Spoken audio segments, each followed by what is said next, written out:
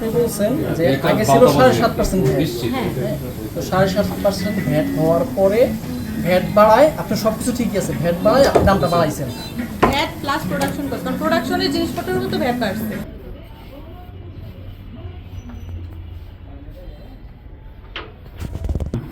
ওনাদের প্রেম না, বাইরের প্রয়োজনগুলো এগুলো থেকে তারা সিল ট্যাগটা উঠায় তাদের প্রাইস ট্যাগটা বসা। প্রাইস থাকে ধরেন 1500 বা 1900 টাকা, বিক্রি করে 4700 টাকা এরকম, বা 5000 টাকা সহ। তো এই অভিযোগের ভিত্তিতে আমরা প্রমাণাদি সহ এখানে আসছিলাম। কয়েকটাতে প্রমাণ পাইছি যে এই পেনগুলোই যেগুলো বাইরে থেকে আসে, ডফ জিন্সের বা তাদের ইয়ার বাহিরে, ব্র্যান্ডের বাহিরে, ওইগুলোতে তারা এই কারসাজিগুলো করে।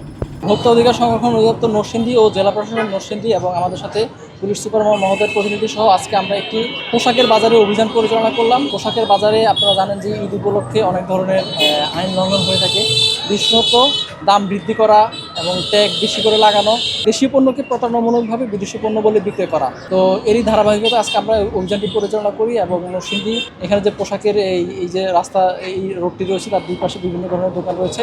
আমরা অনেকগুলো দোকানে গিয়েছি, দোকানে দেখার চেষ্টা করেছি আসলে কোথাও ট্যাগিং ভুলভাবে করা হয়েছে কিনা, দামটা অনৈতিকভাবে বৃদ্ধি করা হয়েছে কিনা, কিংবা আমাদের দেশীয় পণ্য বিদেশি পণ্য বলে বিক্রি করা হচ্ছে কিনা, এবং বিদেশি পণ্য হয়ে থাকলে সেটার যথাযথ তাদের যে আমদানিকারক সিল এবং যে ক্যাশ মেমো যে বিদেশ থেকে আমদানি করা হয়েছে সেগুলো আছে কিনা, এগুলো আমরা চেক করেছি। তো এই চেক করার পর্যায়ে আমরা বন্ড নামে একটি প্রতিষ্ঠানে দেখতে পেলাম যে আমদানিকারকের সিল নেই এবং ট্যাগগুলো ছেঁড়া, যে আমদানিকারক যে ট্যাগ সেই ট্যাগ ছেঁড়া থাকায় এই বন্ড নামক প্রতিষ্ঠানটিকে 10,000 টাকা জরিমানা করা হয়েছে। এই ব্যতীত মাইক্রো নামক এই প্রতিষ্ঠানটিকে আমরা দেখলাম যে ভ্যাটের কারণে তাদের দাম বৃদ্ধি করেছে। তো দাম বৃদ্ধির প্রেক্ষিতে এদেরকে আমাদের অফিসে তাদের দাম বৃদ্ধির ব্যাখ্যা সহ আসার জন্য শুনানির চিঠি দেওয়া হয়েছে আগামী এপ্রিলের 15 তারিখে।